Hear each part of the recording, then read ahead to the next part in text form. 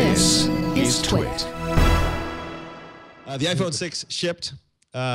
Basically, the iPhone 6 reviews hit like 6 o'clock Tuesday night. The iPhone 6 is hurtling around the surface of the planet, or through the air above the surface of the planet. In any case, Friday morning, everybody who ordered iPhones early enough gets their iPhones. Apparently, they're turning out, Foxconn's turning out like 540,000 new iPhones a day. There's at least 2 coming into our office tomorrow for some of my coworkers. Short answer, bigger, better, faster, more. You know, I don't know what else to say, but so far I have not seen anyone upset with anything about the new iPhone, except maybe that they have to get used to the new sizes. Well, what do you think about the fact that ordering a 6 Plus was so much more difficult than ordering a 6? Do you think it was a miscalculation on their part on demand, or do you think it was, well, I don't know what else to say. Like, yes. Okay. No, it's a really interesting thought, right? Because Apple's actually pretty good with forecasting, at least by all known rumors. They have incredibly deep supply lines.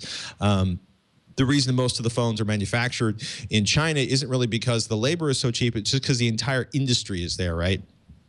And they can switch vendors really quickly.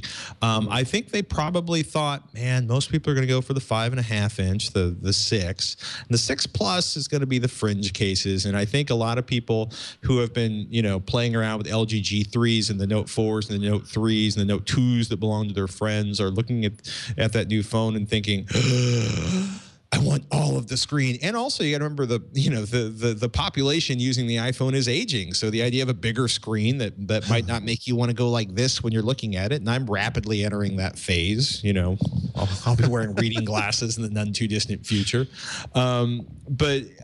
You know, it's interesting. I think they probably thought they weren't going to have as many orders, or maybe that the glass is not as available, or maybe we'll find out, because they said they went through like 4 million orders in the first 24 hours, and that includes, you know, probably a bunch of people who passed out that Thursday night while trying to order but unable to when they made the ordering system live. I mean, I was watching tweets from people that were up at 3 a.m. on the East Coast, you know, trying to, you know, log in and order a phone. So, you know, by all accounts, weird. Yeah, and a lot of pent-up, not so much for iOS 8. The adoption rate on iOS 8 seems to be fairly slow. I know a lot of people who really want to put it on their 4S or 4 and really are afraid of doing that.